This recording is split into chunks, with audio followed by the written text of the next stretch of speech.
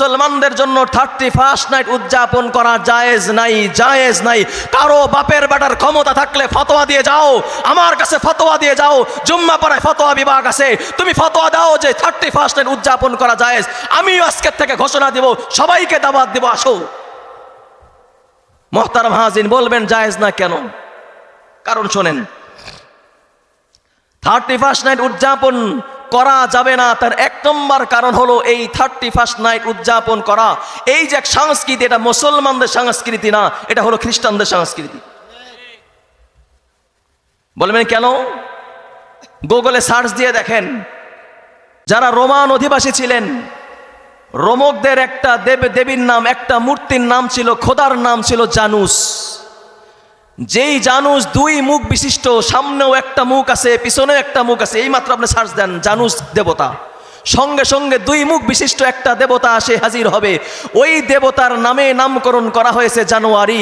তারা ওই দেবতার পূজা করত।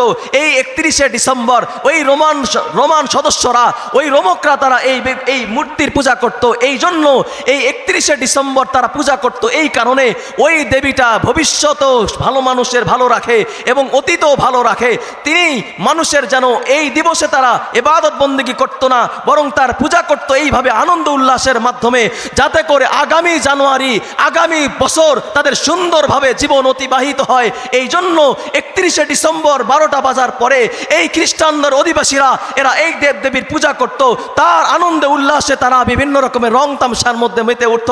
মুহতারাম হাজিরিন, ওই কৃষ্টি কালচার মুসলমানদের মধ্যে আসছে। সুতরাং যারা এই ব্যক্তি, যে মুসলমান এই 31শে ডিসেম্বরের দিন 31 নাইট উদযাপন করলো, সে খ্রিস্টানদেরকে অনুসরণ করলো। নবী করিম সাল্লাল্লাহু আলাইহি ওয়াসাল্লাম পরিষ্কার বলেছেন, মান তাশাব্বাহা বিকওমিন ফাহুয়া মিনহুম। নবী আলাইহিস সালাম পরিষ্কার বলেছেন যে যাদের সাদৃশ্যতা অবলম্বন করবে সে তাদের দলের মধ্যে অন্তর্ভুক্ত হবে। কেউ যদি ইহুদিদের সাদৃশ্যতা অবলম্বন করে, কিয়ামতের ময়দানে ইহুদিদের সাথে তার হাসর হবে। খ্রিস্টানদের সাথে সাদৃশ্যতা অবলম্বন করলে ভবিষ্যতেও সেই ব্যক্তিটা কিয়ামতের ময়দানে খ্রিস্টানদের সাথে তার হাসর হবে। তাহলে ইহুদি খ্রিস্টানদের সাদৃশ্যতা মুসলমান অবলম্বন করতে পারে না। তাহলে এক নম্বর কারণ হলো এটা ইহুদি খ্রিস্টানদের সাথে সাদৃশ্যতা। আর আল্লাহ পরিষ্কার বলেছেন, ইয়া আইয়ুহাল্লাযীনা আমানু লা তাত্তাখিযুল ইয়াহুদ ওয়ান নাসারা আউলিয়া বা'দুহুম আউলিয়াউ বা'দ ওয়া মান ইয়াতাওয়াল্লাহুম মিনকুম ফাইন্নাহু মিনহুম। আল্লাহ পরিষ্কার বলেছেন, ইহুদি খ্রিস্টানরা তোমাদের বন্ধু না, এরা তোমাদের দুশমন। যে ব্যক্তি ইহুদি খ্রিস্টানদের সাথে সম্পর্ক স্থাপন করবে, আল্লাহ তাদেরকেও তাদের দলে অন্তর্ভুক্ত করে দেবেন। বলেন নাউজুবিল্লাহ। তাহলে এক নম্বর কারণ হলো এটা ইহুদিদের সাথে খ্রিস্টানদের সাথে সাদৃশ্যতা। 2 নম্বর, এই 31 নাইট উদযাপনের দিন 2 নম্বর যে কাজটা আমরা করি সেটা হলো ওই দিন প্রত্যেকটা মুসলমান যারা এই উদযাপন করে তারা একজন পুরুষ এবং নারীর মাঝে কোনো ভেদাভেদ রাখে না। নারী পুরুষ একত্রে একাকার হয়ে যায়, আনন্দ উল্লাসে মেতে ওঠে, পর্দা লঙ্ঘন হয়। এমনকি সেখানে এক একটা পুরুষ এবং নারী কেউ কেউ জেনার কাছাকাছি যায়, আবার কেউ কেউ জেনা পর্যন্ত পৌঁছে যায়। ঠিক না? অথচ আল্লাহ পাক রব্বুল আলামিন মুসলমান পুরুষ এবং নারীর মধ্যে পর্দার বিধান দিয়েছেন কিনা? আল্লাহ তাআলা বলছেন, কুল্লিল মুমিনিনা ইয়াগুদ্দু মিন আবসারিহিম ওয়া ইয়াহফাযু ফুরুজাহুম। আল্লাহ পাক রব্বুল আলামিন পরে বলেন, ওয়া কুল্লিল মুমিনাতি ইয়াগুদ্দুনা মিন আবসারিহিন্না ওয়া ইয়াহফাযনা ফুরুজাহুন্না ওয়ালা ইউবদিনা যিনাতাহুন্না। আল্লাহ পাক রব্বুল আলামিন বলেন, ও পুরুষরা তোমরা তোমাদের চোখকে হেফাজত করো, তোমরা নারীর দিকে তোমরা তাকাইও না, তোমরা লজ্জাস্থানের হেফাজত করো। অনুরূপভাবে নারীদেরকেও বলেছেন, তোমরা তোমাদের চোখকে হেফাজত করো এবং তোমাদের লজ্জাস্থানের হেফাজত করো। এই জন্য মুসলমান শুধু তাই নয়, একজন মুসলমান পুরুষ আর একজন মুসলমান নারীর মধ্যে আল্লাহ পাক রব্বুল আলামিন পর্দার বিধান দান করেছেন। হবে পর্দা মানতে হবে। 2 নম্বর, তাহলে 2 নম্বর 31 নাইট উদযাপন করা যাবে না। এর 2 নম্বর কারণ হলো এই দিন পর্দা লঙ্ঘন হয়। 3 নম্বর, আমার দিকে খেয়াল করেন, 3 নম্বর কারণ হলো ওই দিন মুসলমানরা মাদকের কারবারে লিপ্ত হয় কি হয় না? আওয়াজ করে বলেন, মাদকের মধ্যে লিপ্ত হয় কি হয় না? মদ হালাল না হারাম? হালাল না হারাম?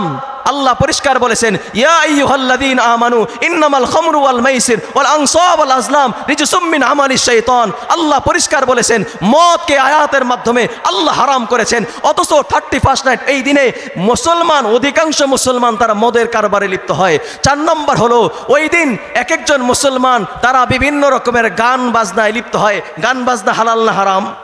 আরো জোরে বলেন হালাল হারাম। ও যুবক ভাইরা, গান বাজনা হালাল হারাম, এটা পরিষ্কার হারাম। আল্লাহ রসুল সাল্লাল্লাহু আলাইহি সাল্লাম বলেছেন, আল গিনা ইউমবিতুন নিফাক কামা ইউমবিতুল মাউ যারআ।